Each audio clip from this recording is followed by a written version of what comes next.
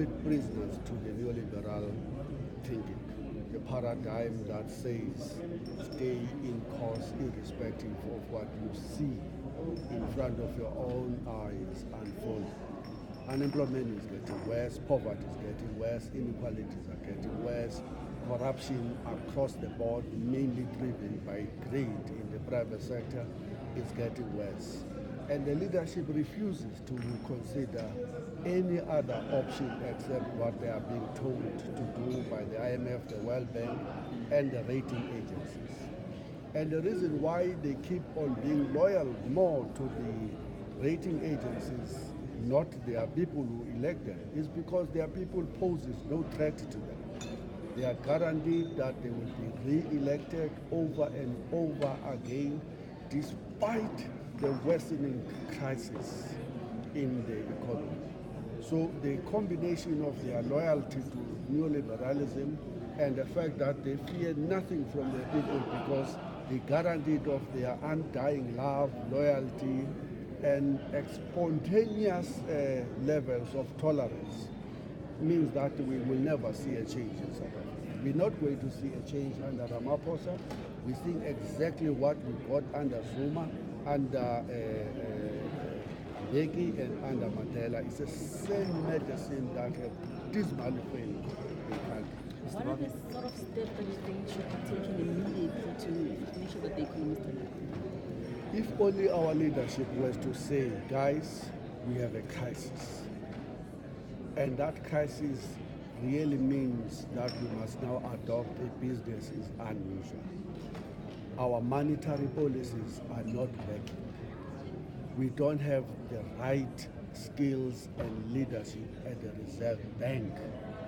Let them go and implement the decisions of their own conference about changing the mandate and about ensuring that the people who will replace the current monetary policy committee are people who are dedicated into ensuring that we will see a redistributive growth path that will address the fault lines we inherited from the colonial, apartheid, and capitalist dominated economy.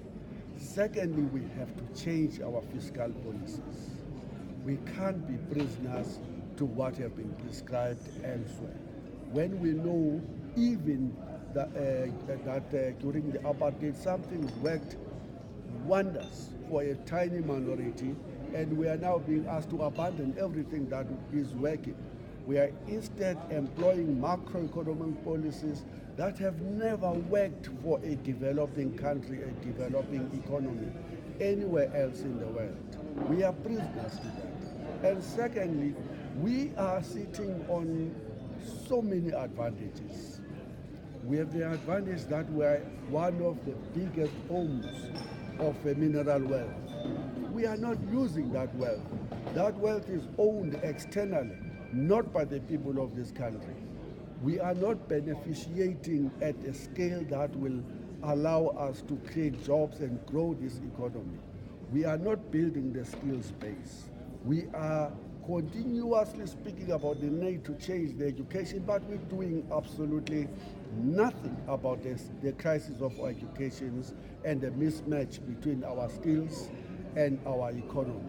We're doing very little about the health crisis. Of course, we're now welcoming the fact that there is national health insurance, but the citizens do not trust the government that have collapsed ESCOM, that have collapsed Petro SA, that has collapsed the SAPC and everything else that they've touched. So even though the national health insurance is such a brilliant intervention, the worry is, will this government ever drive it in a manner that will benefit ordinary people instead of the well-connected entrepreneurs who are waiting to feed, even in that system. So there's so many things that we can do, and they can only be driven by the leadership that fears.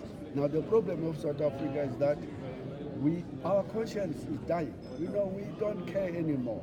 We have been into these levels of poverty, inequality before. We've now come to live, to accept that be part of our reality.